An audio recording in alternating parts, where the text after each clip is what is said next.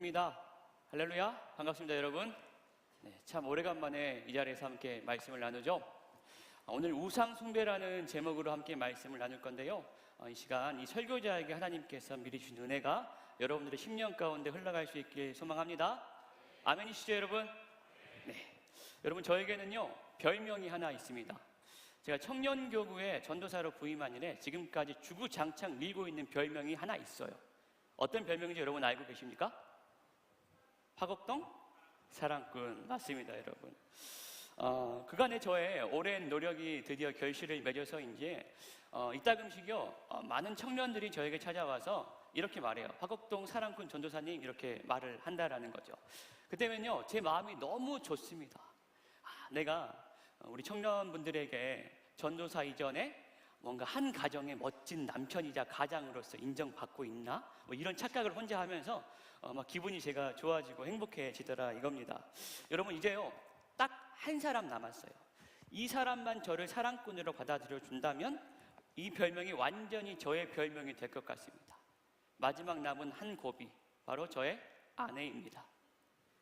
여러분, 무슨 말인지 아시겠죠? 청년들은 속일 수 있어도 제 아내는 속일 수 없다라는 거예요. 청년들에게는 제가 아무리 주구장창 화곡동 사랑꾼이다 이렇게 저를 포장할 수 있어도 제 아내에게는 그런 포장이 먹히지 않는다라는 거죠. 서운하게 할 때가 많다라는 거예요. 여러분, 그런데요 이런 저와는 다르게 모든 사람들로부터 최고의 사랑꾼으로 인정받는 분이 한 분 계시죠. 저는 이분을 가히 우주 최강의 로맨티스트다 여러분들에게 소개하고 싶습니다. 자, 이분이 누구실까요 여러분? 우리가 믿고 우리가 의지하는 우리 하나님인 줄로 믿습니다. 요한복음 3장 16절의 말씀은요 오늘 우리에게 그분의 사랑에 대해서 이렇게 설명하고 있어요. 하나님이 세상을 이처럼 사랑하사 독생자를 주셨으니 이는 그를 믿는 자마다 멸망하지 않고 영생을 얻게 하려 하심이라. 자, 하나님이 세상을 이처럼 사랑하셨대요. 근데 어느 정도로 사랑하신 거냐? 독생자 예수 그리스도를 우리 세상을 위해서 값없이 조건 없이 내어주실 정도로 이 세상을 사랑하셨다라고 이 말씀은 기록하고 있는 것이죠. 여러분, 저는요 이제 다음 주면은 예쁜 딸아이를 얻습니다. 근데 제가 한번 이 말씀을 준비하면서 특별히 이 말씀 속에 이 본문 이 3장 6절의 말씀을 묵상하면서 생각해 보았어요. 이 다음 주면 얻는 딸이 너무나 예쁘고 사랑스러울 텐데, 내가 아무리 사랑하는 사람이 있다 할지라도, 그 사람을 향한 사랑의 크기가 아무리 대단하다 할지라도 과연 다음 주 태어날 나의 딸아이를 내어줄 정도로 그 사랑의 크기가 깊고 클 수 있을까? 여러분, 대답은 간단했습니다. 아주 간단한 답이 나왔어요. 절대로 그럴 수 없다라는 거죠. 아무리 내가 사랑하는 사람이 있다 할지라도, 내가 아무리 그 사람을 향한 사랑이 깊다라고 자신한다 할지라도 내 딸을 내어줄 정도로 그 사람을 사랑할 수는 없다라는 것이죠. 자, 그런데 오늘 요한복음 3장 16절의 말씀은요 하나님의 사랑을 그렇게 말하고 있어요. 우리 세상을 사랑하셨는데 독생자 예수 그리스도를 우리 세상을 위해서 값없이 조건 없이 내어주실 정도로 우리 사람을 향한 사랑이, 이 세상을 향한 사랑이 깊고 진하다 우리에게 말하고 있는 것이죠. 여러분, 또한 로마서 8장 35절의 말씀은요 이렇게 말하고 있습니다. 누가 우리를 그리스도의 사랑에서 끊으리요? 환난이나 공고나 박해나 기근이나 적신이나 위험이냐 칼이랴. 여러분, 요한복음 8장 35절에 나온 이 예로 든 이 단어들 얼마나 무시무시한 단어들입니까? 이러한 것들이 우리 삶 가운데 미칠까 봐 우리가 굉장히 두려워할 만한 그런 단어들이죠. 그런 것들이에요. 자, 근데 그런 두렵고 우리를 두렵게 만들고 무섭게 만드는 그러한 것들이라 할지라도 결코 하나님의 사랑에서 우리를 끊을 수 없다라고 이 말씀이 우리에게 말씀하고 있는 거예요. 그런 무서운 것들마저 초월한 사랑이 바로 우리에게 베풀어진 하나님의 사랑이다라고 우리에게 선포하고 있는 줄로 믿습니다. 여러분, 우리 하나님은요 사랑의 하나님인 줄로 믿습니다. 최고의 사랑꾼, 반박불과 우주 최강의 로맨티스트, 바로 우리 하나님인 줄로 믿습니다. 우리를 향해서 조건 없이 베풀어진 그분의 사랑이 있었기 때문에 우리가 오늘 이 자리 가운데서 하나님을 예배할 수 있는 거예요. 허물 많고 죄 많은 우리가 오늘 이 자리에 모여 앉아서 이렇게 하나님의 이름을 아버지라 부를 수 있는 것, 그것이 바로 하나님의 사랑의 증거, 우리에게 베풀어진 하나님의 사랑의 은혜라는 것입니다. 우리 옆에 계신 분들과 이렇게 한번 인사해 봅시다. 하나님은 사랑이십니다. 함께 인사해 봅시다. 하나님은 사랑이십니다. 우리 한 번 더 인사하실 때 이렇게 인사해 봅시다. 그 사랑 안에 거합시다. 인사해 봅시다. 여러분, 그런데 오늘 본문 속에서 우리는요, 조금은 낯선 하나님의 모습을 발견하게 됩니다. 우리 사람을 향한 사랑이 이와 같이 풍성하신 하나님께서 그 사랑의 대상되었던 사람을 향해 아주 강하게 진노하시는 사건을 우리가 오늘 본문을 통해서 확인할 수 있어요. 자, 출애굽기 32장 9절로 10절, 오늘 본문의 말씀을 우리가 함께 읽어보겠습니다. 자, 9절에서 10절 말씀 함께 읽겠습니다. 시작. 여호와께서 또 모세에게 이르시되 내가 이 백성을 보니 목이 뻣뻣한 백성이로다. 그런즉 내가 하는 대로 두라. 내가 그들에게 진노하여 그들을 진멸하고 너를 큰 나라가 되게 하리라. 아멘.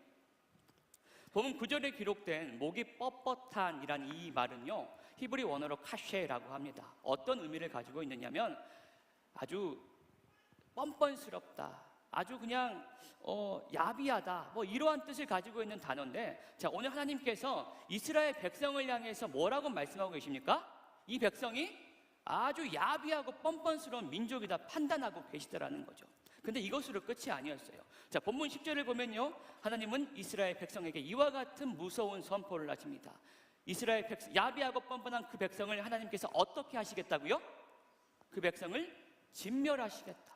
이와 같은 무서운 선포를 오늘 본문 속에서 하고 계시다라는 거죠. 여러분, 그동안 이스라엘은요, 하나님 앞에서 크고 작은 많은 실수를 범해왔습니다. 많은 실수, 많은 죄악을 범해서 하나님을 실망시킨 적이 너무나 많은 민족이에요. 하지만 그 수많은 실수 가운데서도 단 한 번도 하나님은 이스라엘 백성을 향해서 이 백성 아주 야비하고 뻔뻔한 민족이다 말씀하신 적이 없었어요. 그렇게 많이 하나님을 실망시켰음에도 불구하고 그 백성을 향해 내가 이 백성을 진멸해 버리겠다 말씀하신 적이 없으셨다라는 겁니다. 자, 그런데 오늘 본문에 이르러서 하나님께서 이스라엘 백성을 향해서 이와 같이 그런 진노를 표하시면서 그분의 진노를 숨기지 않고 계시는 거예요. 여러분, 왜 우리 하나님께서 오늘 본문 속 이스라엘 백성을 향해 이와 같이 진노하고 계시는 걸까요? 우리 사람을 향해 사랑 베풀어 주시기를 기뻐하시고 그 풍성하신 사랑을 우리 사람을 향해 아낌없이 나누어 주시는 하나님께서 왜 오늘 본문 속 이스라엘 백성을 향해서 이와 같이 진노하고 계시는 것일까요? 그 이유는요, 바로 이스라엘 백성이 범한 우상 숭배 때문이었습니다. 우리 함께 본문 1절과 4절을 볼 텐데요. 자, 먼저 1절 말씀을 우리가 함께 읽겠습니다. 시작. 백성이 모세가 산에서 내려옴이 더딤을 보고 모여 백성이 아론에게 이르러 말하되 일어나라, 우리를 위하여 우리를 인도할 신을 만들라. 이 모세 곧 우리를 애굽 땅에서 인도하여 낸 사람은 어찌 되었는지 알지 못함이니라. 자, 이어서 4절 말씀도 함께 읽어보겠습니다. 시작. 아론이 금고리를 받아 부어서 조각칼로 새겨 송아지 형상을 만드니 그들이 말하되 이스라엘아, 이는 너희를 애굽 땅에서 인도하여 낸 너희의 신이로다 하는지라. 아멘. 자, 이스라엘 백성들이요, 출애굽 후 시내산에 도착을 했습니다. 그 산에 도착을 해서 이스라엘의 지도자 모세가 하나님과 대면하기 위해 시내산 정상에 올라가 머물렀어요. 그러니까 그 기간 동안 이스라엘 백성들은 어디 있었겠습니까? 산 아래에서 모세와 하나님을 기다리고 있었겠죠. 자, 그 기다림의 그 순간 산 아래에 있던 이스라엘 백성들이 이런 추악한 우상 숭배에 빠졌다라는 겁니다. 그들 손으로 금송아지 형상을 만들어서 그것을 향해 외쳤어요. 이것이 우리를 애굽 땅에서 인도해낸 우리의 신이다라고 그들이 외쳤어요. 이들의 우상 숭배는요, 이것으로 끝이 아니었습니다. 우리 이어서 5절과 6절의 말씀을 제가 한번 읽어보겠습니다. 아론이 보고 그 앞에서 제단을 쌓고 이에 아론이 공포하여 이르되 내일은 여호와의 절일이니라 하니 이튿날에 그들이 일찍이 일어나 번제를 드리며 화목제를 드리고 백성이 앉아서 먹고 마시며 일어나서 뛰놀더라. 이스라엘 백성들은 금송아지를 만들었어요. 그리고 그 앞에서 이것이 우리의 신이다 외쳤어요. 이것으로 끝난 게 아니라 그 금송아지 형상 앞에 제단을 쌓았다 말하고 있어요. 그리고 그 앞에 그 제단 위에서 오직 여호와 하나님만 받으셔야 할 번제와 화목제를 올려드리면서 먹고 마시며 뛰놀았다. 오늘 본문은 기록하고 있습니다. 모세가 하나님과 대면하기 위해 시내산 정상에 올라가 있던 그때, 그 중차대하고 중요한 그 순간에 산 아래에 있던 이스라엘 백성들이 이와 같은 우상 숭배에 빠졌다라는 거예요. 여러분, 왜 하나님께서 오늘 본문 속에서 이와 같이 이스라엘 백성을 향해 진노하셨을까요? 우리 사람을 향해 사랑 베풀어 주시기를 기뻐하시고 오늘도 날마다 그 사랑을 우리에게 나누어 주신 하나님께서 왜 오늘 본문과 같은 진노를 드러내신 것일까요? 그것은 다른 이유가 아니었습니다. 이스라엘 백성들이 빠졌던 추악한 우상 숭배 때문에, 그러한 죄악 때문에 하나님께서 오늘 본문과 같이 그들을 향해 진노하셨다라는 것이죠. 여러분, 우상 숭배의 죄악은요, 우리가 신앙의 여정을 걸어가면서 지을 수 있는 여러 죄악 가운데서도 가장 치명적이고 무서운 죄악입니다. 왜 그럴까요? 그 우상 숭배란 죄악이 우리 사람을 향해 무한히 공급되는 하나님의 사랑으로부터 우리 사람을요 철저히 고립시키기 때문이에요. 우상 숭배는 마치 우리 혈관에 쌓인 노폐물과 같습니다. 우리 혈관에 쌓인 노폐물이 심장에서 발생하는 피를, 혈액을 우리 몸 구석구석에 흘러가는 것을 가로막듯이 우리의 마음 가운데 쌓인, 우리의 삶 가운데 쌓인 우상 숭배의 죄악이 하나님의 무한하신 사랑이 우리 삶 구석구석에 흘러가는 것을 전면으로 가로막는다라는 것이죠. 그렇기 때문에 이와 같이 우상 숭배가 무섭고 위험한 죄악이기 때문에 하나님께서 우리가 우상 숭배에 빠졌을 때 이와 같은 진노를 드러내시면서 그 위급성을, 그 위험성을 우리에게 알려주시는 줄로 믿습니다. 사랑하는 취하는 교회 청년 여러분, 오늘 본문의 말씀을 거울 삼아 오늘 우리의 삶을 비추어 볼 수 있길 축복합니다. 오늘 우리 안에도 이런 위험한 우상 숭배의 죄악이 자리하고 있지는 않습니까? 우리 안에 쌓여서 하나님의 사랑이 우리 삶 가운데 흘러가는 것을 가로막는 우상 숭배의 죄악, 이 무서운 죄악이 오늘 우리 삶 가운데 자리하고 있지는 않습니까? 오늘 이 말씀을 비추어 보아 우리의 마음을 돌아볼 수 있길 축복합니다. 바라기는 그리고 이 시간이요 결단하는 그런 시간이 되길 소망해요. 우리가 모든 우상으로부터 떠나리라 결단하는 그런 시간 되길 원하고요. 내 삶에 쌓인, 그래서 하나님의 사랑으로부터 나를 철저히 고립시키는 모든 우상 숭배의 죄악으로부터 내가 작별하리라 결단하는 그런 시간 되길 주님의 이름으로 축복합니다. 네. 여러분, 그렇다면 우상 숭배란 무엇일까요? 오늘 우리가 그것을 향해 작별하려면, 그것으로부터 떠나리라 결단하려면 먼저 우리가 우상 숭배가 무엇인지를 알아야 하지 않겠습니까? 함께 본문 4절의 말씀을 살펴보겠습니다. 우리 함께 읽겠습니다. 시작. 아론이 그들의 손에서 금고리를 받아 부어서 조각칼로 새겨 송아지 형상을 만드니 그들이 말하되 이스라엘아 이는 너희를 애굽 땅에서 인도하여 낸 너희의 신이로다 하는지라. 아멘. 자, 오늘 본문 속에서 이스라엘 백성들은요 금송아지 형상을 만들었어요. 여러분, 왜 하고 많은 동물 가운데 금송아지였을까요? 송아지였을까요, 여러분? 많은 성경학자들은요 이에 대해서 이렇게 해석합니다. 이들이 애굽의 노예로 있던 당시 그들의 이목을 사로잡았던 애굽의 신 아피스 신을 그대로 본떠서 금송아지 형상을 만든 것이다. 아피스 신, 애굽의 힘과 번영을 상징하는 아피스 신이요 송아지 형상이거든요. 또 그것을 그들이 보고 이와 같은 송아지를 만든 것이다. 많은 성경학자들이 그렇게 이야기를 하고 있습니다. 자, 봅시다. 모세가 하나님을 대면하기 위해 시내산 정상에 올라가 있던 그때 모세가 잠깐 그 산에 올라가 있었던 것은 아닙니다. 출애굽기 24장 18절의 말씀은요 이렇게 기록하고 있어요.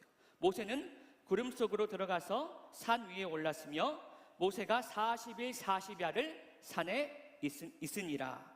자, 잠시 잠깐 그 산에 올라가서 하나님과 대면했던 것이 아니라, 그러니까 아주 잠깐의 시간 동안만 이스라엘과 떨어져 있었던 것이 아니라 무려 40일 가까이 모세가 이스라엘을 떠나서 시내산 꼭대기에 있었다라는 거예요.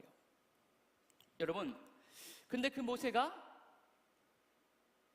일주일이 지나고 2주가 지나고 3주가 지나고 40일이 다 되어 가도록 소식이 없는 거예요.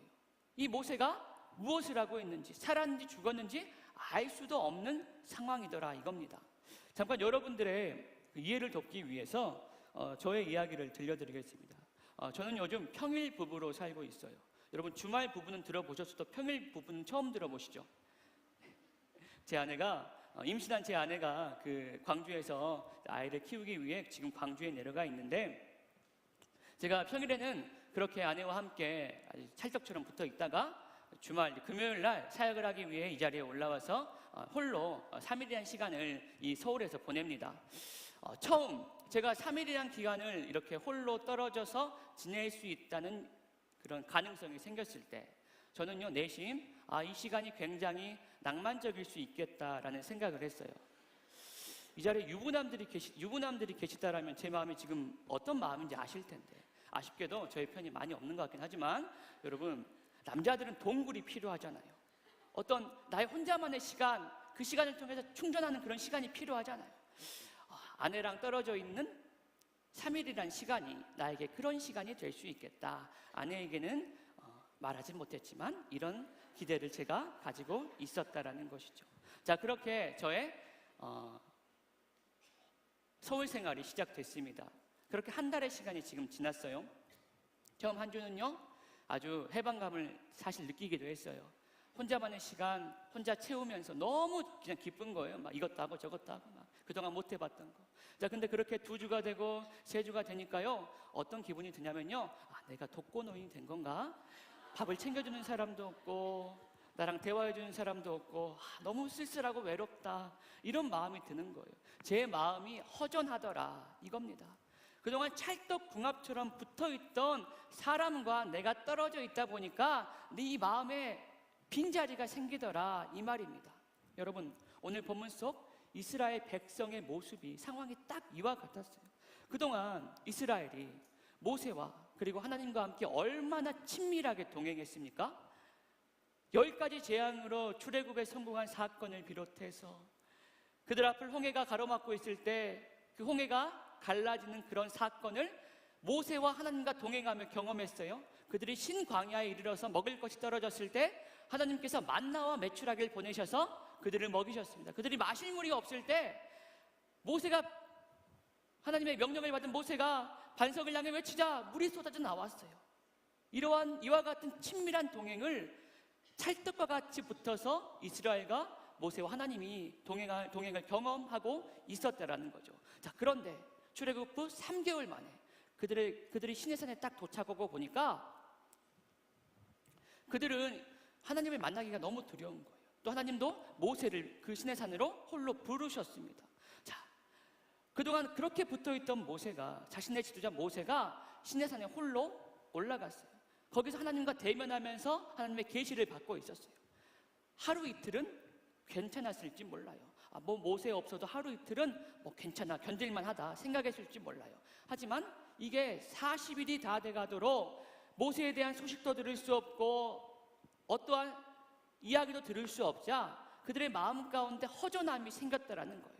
그동안 찰떡처럼 붙어있던 사람과 떨어져 있는 40일이라는 시간이 그들에게 아주 긴 시간으로, 견딜 수 없는 그런 시간으로 다가왔다라는 겁니다. 자, 그때 이스라엘 백성들은요, 그들 마음에 있던 그 허전함을 채우기 위해, 그 빈 마음을 채우기 위해 한 가지 패약한 결단을 내립니다. 그 결단이 뭐였죠? 그들의 마음을 채우기 위해, 그 빈 마음을 채우기 위해 애굽의 아피스 신을 그대로 본뜬 우상을 그들 손으로 만들어낸 거예요. 그것을 향해 외친 거예요. 이것이 우리를 애굽 땅에서 인도해낸 우리의 신이다. 그리고 그것 앞에 제단을 쌓았습니다. 오직 여호와 하나님이만이 받으실 수 있는 그 거룩한 번제와 화목제를 그 우상 앞에 올려드리며 먹고 마시고 뛰놀았다, 기뻐 뛰놀았다 말하고 있어요. 여러분, 지금 이스라엘 백성이 그 우상 앞에서 뭐 하고 있는 겁니까? 그 긴 시간 동안 그들 마음 가운데 생긴 그 허전함을, 그 빈 마음을 그들이 그 금송아지 우상으로 채워갔던 거예요. 그 앞에서 먹고 마시며 뛰놀며 그들의 감정을 채워갔다라는 겁니다. 여러분, 이것이 바로 이스라엘 백성에 빠졌던 우상 숭배의 본질이었습니다. 하나님이 아닌 다른 것으로 그들의 마음을 채워간 것. 하나님이 아닌 다른 것으로 나의 허전함과 나의 빈 마음을 채울 수 있다, 넉넉히 채울 수 있다, 그들이 자신한 것. 그 자신감으로 금송아지 우상을 만들고 그 앞에서 번제와 화목제를 드리며 먹고 마시고 뛰놀며 그들의 마음을 채워간 것. 이것이 바로 이스라엘 백성에 빠진 우상 숭배의 본질이었다라는 것이죠. 여러분, 우상 숭배가 무엇일까요? 오늘 우리가 떠나야 할, 오늘 우리가 작별해야 할 우상 숭배의 죄악이 무엇일까요? 그 죄악은 바로 하나님이 아닌 다른 것으로 나의 마음을 채우려고 내가 애쓰는 것. 하나님이 아닌 다른 것으로도 내 마음을 넉넉히 채울 수 있다 자신하는 것. 나의 손으로 나를 채울 수 있는 것들을 만들고 그것을 붙잡고 나의 일주일을 그렇게 살아가는 것. 그것이 바로 오늘 우리가 작별해야 할, 오늘 이 시간 우리가 떠나기로 결단해야 할 우상 숭배의 죄악인 줄로 믿습니다. 여러분, 그렇다면 어떤 사람이 이러한 우상 숭배의 죄악으로부터 떠날 수 있을까요? 어떤 사람이, 이러한 유혹이 우리에게 너무나 크잖아요. 한 주를 살면서 이런 유혹이 우리에게 너무나 많이 다가오잖아요. 어떤 사람이 내가 그것을 떠나리라 결단할 수 있고 그것으로부터 작별할 수 있을까? 이어지는 본문 11절로 14절의 말씀을 우리가 살펴보면요, 이 11절로 14절의 말씀 속에는요, 말씀을 보면 우리는요, 하나님의 말씀이 가진 능력을 확인할 수 있어요. 자, 출애굽기 11절로 14절의 말씀은 그런 능력을 우리에게 나타내주고 있는데, 여러분, 오늘 우리가 이미 살펴본 대로 본문 9절과 10절에서 하나님께서 이스라엘 백성에게 어떤 선포를 하셨습니까? 내가 그들을 진멸해버리겠다. 그들은 아주 폐악한 민족이니까 내가 그들을 진멸하겠다. 이러한 무서운 뜻을 이미 선포하셨어요. 자, 근데 여러분, 본문 14절을 한번 봅시다. 자, 함께 읽겠습니다. 본문 14절의 말씀입니다. 시작. 여호와께서 뜻을 돌이키사 말씀하신 화를 그 백성에게 내리지 아니하시니라. 아멘.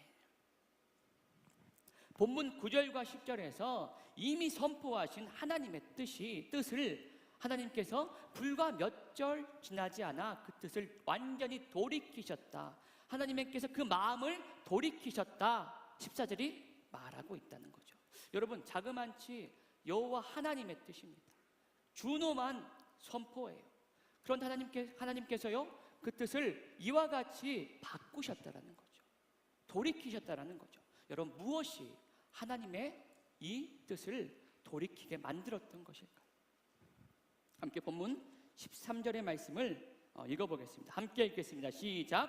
주의 종 아브라함과 이삭과 이스라엘을 기억하소서. 주께서 그들을 위하여 주를 가르쳐 맹세하여 이르시기를 내가 너희의 자손을 하늘의 별처럼 많게 하고 내가 허락한 이 온 땅을 너희의 자손에게 주어 영원한 기업이 되게 하리라 하셨나이다. 아멘.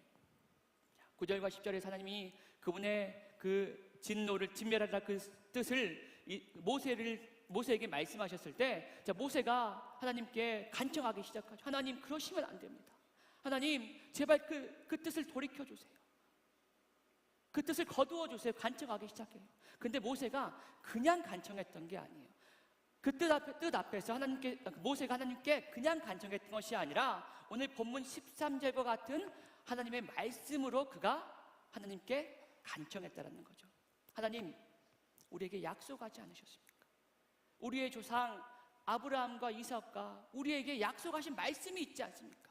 우리 이스라엘을 하늘의 별과 같이 많게 하겠다. 우리에게 하나님 약속하지 않으셨습니까? 저 가나안 땅을, 젖과 꿀이 흐르는 저 가나안 땅을 우리에게 주시겠다 약속하지 않으셨습니까? 이 말씀, 하나님께서 이스라엘에게 이미 선포하신 이 말씀을 붙잡고 이 말씀을 하나님께 드리며 모세가 간청했다라는 것이죠. 그리고 그때 하나님께서 본문 14절과 같이 그분의 뜻을 돌이키신 것입니다. 여러분, 이것이 바로 하나님의 말씀이 가진 힘입니다. 민수기 23장 19절의 말씀은 이렇게 말하고 있어요. 하나님은 사람이 아니시니 거짓말을 하지 않으시고 인생이 아니시니 후회가 없으시도다. 어찌 그 말씀하신 바를 행하지 않으시며 하신 말씀을 실행하지 않으시랴. 하나님께서 우리에게 약속하신 그 말씀을, 그분의 입으로 선포하신 그 말씀을 반드시 이루시는 분이시다, 반드시 행하시는 분이시다라는 것을 이 말씀이 우리에게 증언하고 있는 거예요.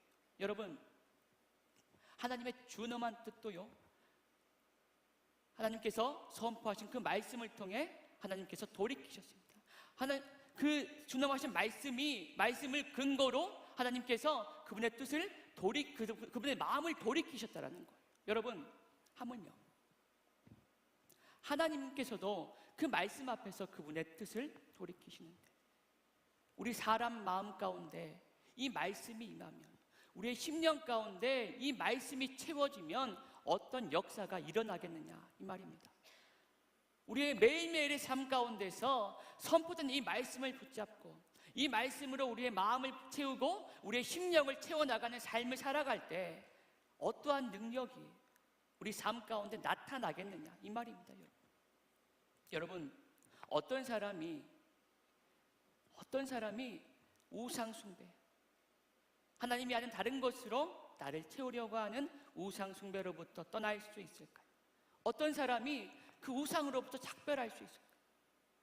능력의 말씀, 그 말씀으로 우리를 채우는 사람, 매일매일의 삶 가운데서 그분의 말씀을 붙잡고 그분의 말씀을 사모함으로 그 말씀으로 자기의 마음을 촉촉히 채워가는 그 사람이 모든 우상 숭배에서 떠나는 그러한 은혜를 입을 줄로 믿습니다.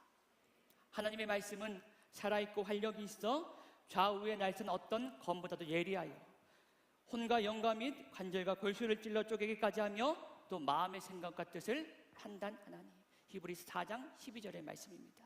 여러분, 살아있고 활력이 있는 이 말씀으로 여러분들의 심령을 채울 수 있길 축복합니다. 우리의 생각과 우리의 혼과 영과 및 생각과 관절을 찔러 쪼개는 그분의 말씀을 붙잡고 여러분들의 한 주의 삶을 살아내시길 축복합니다. 이 말씀이 우리 마음 가운데 채워질 때, 이 능력의 말씀이 우리 마음 가운데 임할 때 우리가 모든 우상 숭배에서 벗어나 자유함을 얻고 우리를 사랑하시는데 정말 그의 아들 예수 그리스도를 우리 가운데 보내주실 정도로 사랑하신 하나님의 사랑을 우리 삶 가운데서 충만히 누려가며 살아갈 수 있을 줄로 믿습니다. 이 은혜가 저와 여러분들 삶 가운데 흘러갈 수 있길 주님의 이름으로 소망합니다. 우리 이 시간 함께 기도하시겠습니다. 하나님은요, 오늘 말씀을 통하여서 우리에게 말씀하셨습니다. 하나님이 아닌 다른 것으로 나의 마음을 채워가는 것, 그것이 바로 우리가 떠나야 할 우상 숭배라 말씀하셨습니다. 여러분, 우리의 마음 가운데 하나님이 아닌 다른 것으로 나를 채워가는 이러한 우상 숭배의 모습이 있지 않습니까? 나의 한 주의 삶 가운데 이러한 죄악이 머물고 있지는 않습니까? 여러분, 이 시간 함께 기도합시다. 하나님, 이 우상 숭배의 죄악으로부터 내가 떠나길 원합니다. 나에게 은혜를 허락하여 주옵소서. 결단하게 하여 주옵시고, 이 시간 아버지의 은혜로, 아버지, 이 시간 결단하는 시간, 아버지의 은혜를 구하는